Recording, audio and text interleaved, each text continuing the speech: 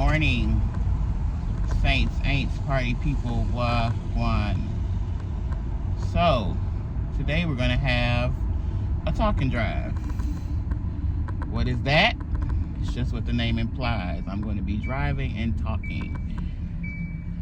Yeah, so there is no true destination of where I'm going.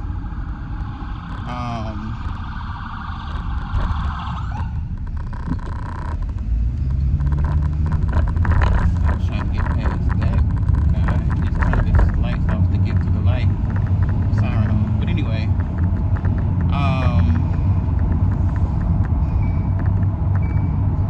get out your road.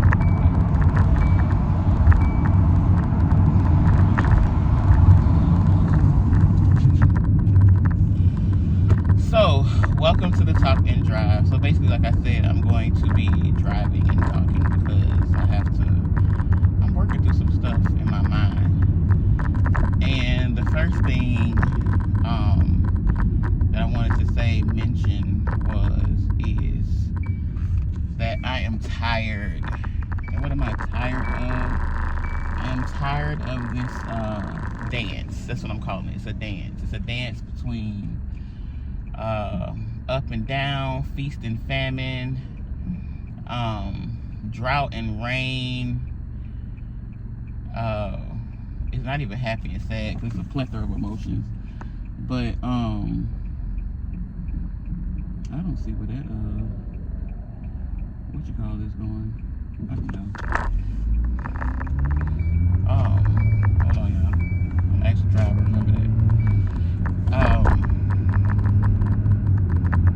Yeah, I don't want to do it no more, you know. And I really feel like I'm in this phase of like not even unlearning anymore. I think I've unlearned a lot of things. But now, because people always talk to you about like deconstructing the things that you're taught, unlearning the things that no longer serve you and all that. But nobody really talks about the phase after that, which is the reconstruction. And not just constructing it according to, you know, a pipe dream or what you desire it to be, but like actually reimagining. And I'm so happy I'm a part of this like project that talks about like sacred memory and reimagining your life, because it's really helping me reimagine what I want my life to look like, and not from this space of like hurt and pain and just trying to do the opposite of the hurt and pain, but actually a space from like, well, what was I designed to do? Who was I designed to be? Like, what was God's plan for me, like before all the things that I had to unlearn, you know, encroached upon my life? And so getting into that space, it's a very spiritual and it's a very meditative place, because I remember I was talking to one of the advisors for this project, and she was saying how most people do not know how to use their imagination properly. Most people, when they imagine things or they imagine themselves, when they imagine themselves, it's usually like they imagine themselves without the pain, without the issues, without the like I said, the stuff they had to unlearn. And that's actually not imagination. Imagination is like creating something new, not just thinking about a version of you minus the pain. It's actually seeing a version of you before there was ever pain. And then the question be like, well, how do you get there? And then therein lies where the real work begins. It's a spiritual work, because you can't get there with these preconceived notions of what you're supposed to want, or these shallow intentions about, oh, I just want to live a soft girl life, or I just need my rich girl life, I'm in my rich girl era, you know, all these little things that they make cliche online. Like, that's not that. Like, it's a very deep spiritual work that you're engaging in, because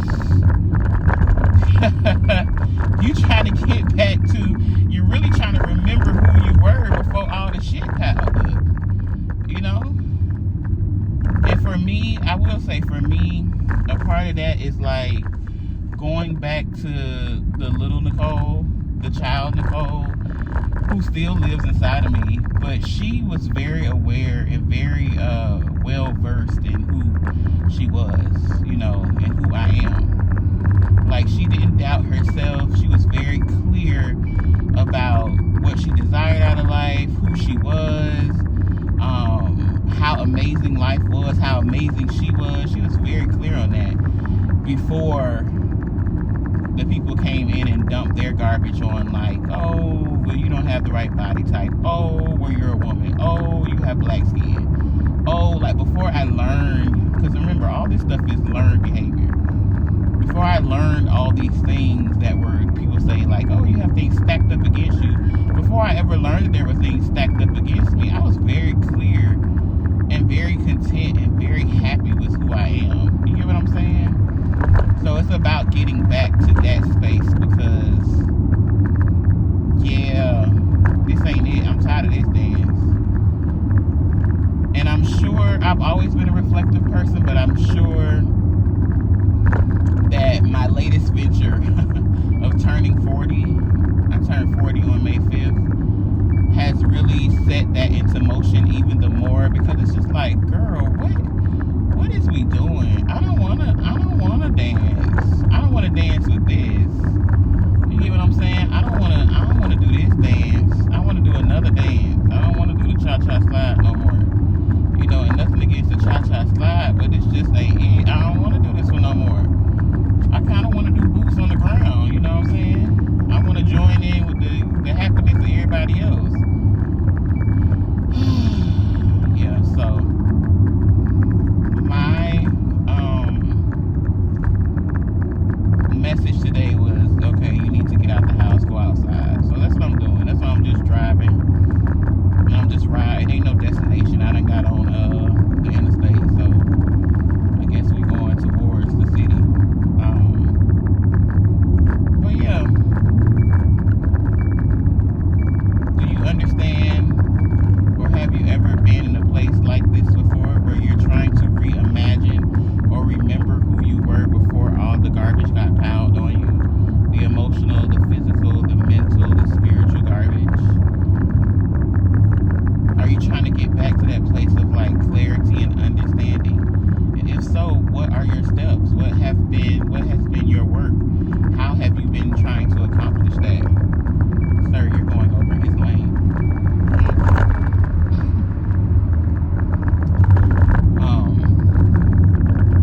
Yeah, let's help each other. Like I said, for me, I try to channel and remember the little Nicole, you know, the 10-year-old Nicole, who questioned shit without, I don't even know if the word is remorse, but if something felt off to my spirit or it didn't sit well with me, I would ask questions. I still ask questions. That'd be part of the damn problem.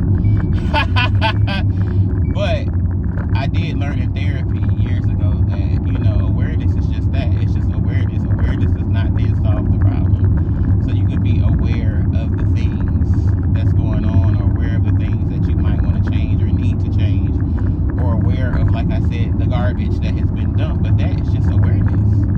It's like, okay, then how do you alchemize that now? How do you change that? How do you get from under all that garbage? That's where work begins. You know? And I want to say this too. Spiritual work is work. Because a lot of times you may not be doing all the things that are considered like the busy work of the world. Like, you may not be grinding, you may not be hustling, you may not be being productive. You may even consider yourself lazy or too late or out of touch with reality. You may consider yourself, you know, an idealist over a realist, like most people. You may be in contrast to people's pessimism. Come over, baby. Come over. Come over. These people do not know how to merge. Come over. There you go. In contrast to people's pessimism, you may be optimistic, but that spiritual work is real work, and it will take a lot out of you, and you can and will be physically exhausted, emotionally exhausted, mentally exhausted from spiritual work. So don't ever let nobody tell you that the work that is in the unseen or the unknown, not even unknown, the unseen, the invisible realm, that spiritual realm, when you're doing work there, don't let nobody try to psych you out in the physical realm and tell you ain't doing nothing, or you're not doing enough, or you being lazy, or you just, because people like busy work in the physical realm because then they can compare it to others. Be like, oh, okay, her stomach flat, but my stomach flatter. Her bills paid, but my bills more paid. She get in the bag, but I got a bigger bag. You can't really compare spiritual works. Because what does that sound like? Oh, I reacted differently this time when this test came around. You can't compare that to other people. Especially if they not into doing the work. Because all they gonna hear is, this bitch thinks she better than me. And that's not what you said at all, because it wasn't even about them. It was about you. And how you've noticed that you've evolved. And that you react differently to situations now. And another thing too, I have been pushing back, and I always have pushed back. It's the black in me.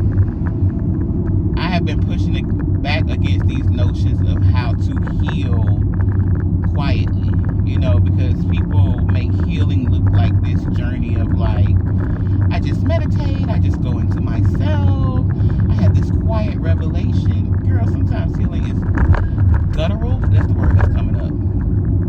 Look that word up and see if I'm saying it right. I think that's the word I want to use. But guttural comes from your gut, but it's ugly, it's loud, it's nasty work. It's not this little zen, whitewash, colonized,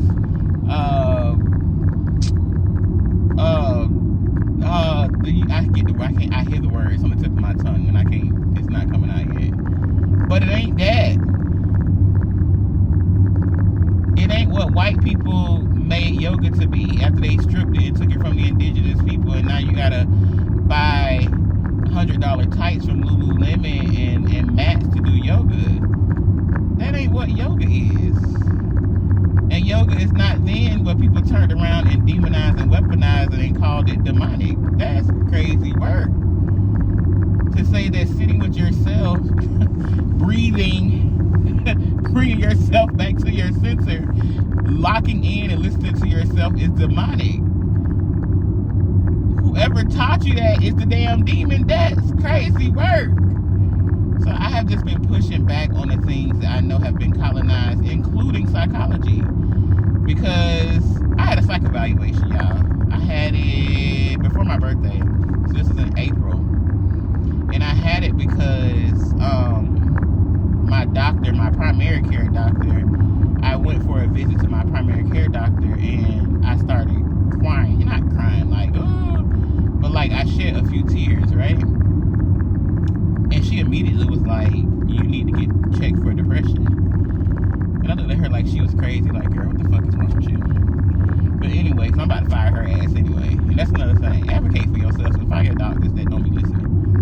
But that's another story for another day. But I said, well, I was trying to tell her, it was just I was just highly emotional that day. And I was trying to tell her, like, not girl, I'm not depressed, but girl, mind your damn business and tell me what's going on with my wrist and my navel. Because that's what I'm here for. And so I took the information back to my actual therapist and I told her what she said, and she was like, I never diagnosed you or not picked up, but I forgot the word she used, but I never considered you from a professional standpoint depressed. Because every time you would have maybe a depressive episode or whatever, it was always linked to your location.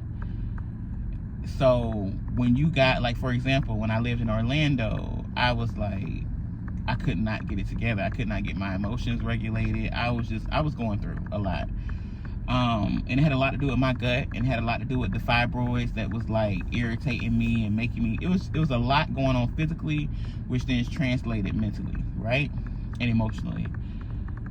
but I could not get it together. But like as soon as even with the fibroids, as soon as I moved back to South Florida and got into the sunshine, got by the water, like my mood instantly, it's kind of like people who go through like seasonal depression in places where it gets cold or it gets dark or it's always raining. It was that same thing. So she was like, I never formally needed to diagnose you or send you for further evaluation for depression, because it was not that. It was always linked to your location. And so she was like, the only thing that I've ever, since we started to work together, have ever been able to like maybe formally diagnose, and she's not using the word diagnose or formally, whatever the word she used is anxious. Sometimes you have very anxious thoughts. Sometimes you can,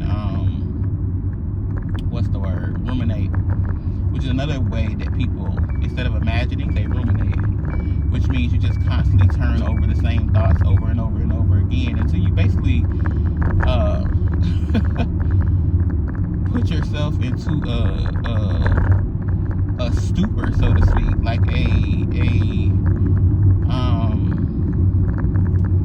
you just tired yourself out mentally to where you become paralyzed. You don't do anything. And I know people be like, oh, that's my ADHD, where I have so many thoughts that I don't do anything. But usually it's because of, and I'm not saying you don't have ADHD or whatever. I'm not here to diagnose you. I don't got no degree for that. I'm just here to tell you that rumination can definitely lead to paralysis, where you do nothing. But yeah, she was like, anxiety. So, but she was like, if you still want to get checked out, you can. So she recommended somebody. I went to the evaluation, and the lady, she was just like, before you go to the evaluation, they ask you a question, which is like a pre-test, a pre-screening. And as she's talking to me and she's asking me these questions and I'm answering honestly, she was just like, well, you present very well. And your scores from your pre-screening was very low on anxiety or depression. So she was kind of like, well, I don't know why you're here. And so we continued. And she was like, well, the only thing that I could formally, diagnose you with is that you have prolonged grief. And I'm like, oh, okay, prolonged grief. Okay. But it was another name for it. It's like a full name for it. So I'm like, oh, okay. She was like, yeah, because, they say grief is only supposed to last a year. And then after that, grieving for more than a year is considered depression. And I'm like, what? And something about that just didn't sit well with me. It rubbed me the wrong way. So I started asking her a question. I was like, so if you grieve longer than a year, you are considered textbook depressed? She was like, yeah. So I asked the same question in a different way. The journalist in me kicked in. And she was like, yeah. Basically, she answered yes again. And I was just like, what the fuck? Bitch, I'm sad. And I'm not calling her a bitch, but I'm calling this, like, psychiatry a bitch. Because now, because you've reached and you've told me that I present well, which is the other thing that I was just like, this is not a presentation. Like, for the first time in a long time in my life, this is me. There is no representative present. This is me. And I know, like I said before, that there is I'm going this way. Because you coming out the wrong way, baby. Go ahead and go. Move your ass. I know that this ain't no damn presentation. Like, this is who I am. So what you're seeing is who I am. What you're seeing is a healed version of me. You know what I'm saying? And so, but she was like, yeah, but I know you did mention, with the weight loss, wanting to lose weight. And she was like, well, this drug, people have said that it makes you lose weight. And I said, well, why does it make you lose weight? The one she was recommending. She's like, oh, because it stops your appetite.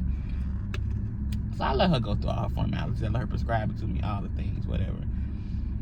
And then I went home and sat with myself and I said, myself said, I said, I'm not taking no fucking psychiatric drugs. to mess with the damn chemicals in my brain that's already fine? Bitch, yeah, I'm sad. This year, my father's death hit me harder. Yes, I still miss my mama. What the fuck? And just because it's not on your damn timeline that I'm supposed to be done with it in a year, now you're saying I'm depressed? What the hell is wrong with you? I need to be questioning you. And then I started to remember, all this shit is based on white men. First of all, if you know anything about psychology, because that was my major when I first went to college, and I took one class and I said I had to get the fuck up out of there. Well, I took a semester of classes. Because when I realized, first of all, these niggas, yes, white niggas, and I mean nigger in the ignorant definition, was doped up and hopped up on opioids. And then you talking about you trying to tell me something psychological? I know you may have, what's that song they used to sing back in the day? Puff the Magic Dragon. But now you're not finna tell me about myself and my... Let me calm down. Basically what I'm saying is, in those psychiatric creations, in those psychological creations that are now the standard, black women, black people in general, remember, we wasn't people to them, but black women especially, and black men and people in general were not considered. So how we process things and how we go through things and how we grieve is different. Like, girl, bye. It's basically what I'm saying. So yeah, y'all, I said I ain't taking no damn drugs, and I didn't. Give me a second, I'm finna finish my conversation after this.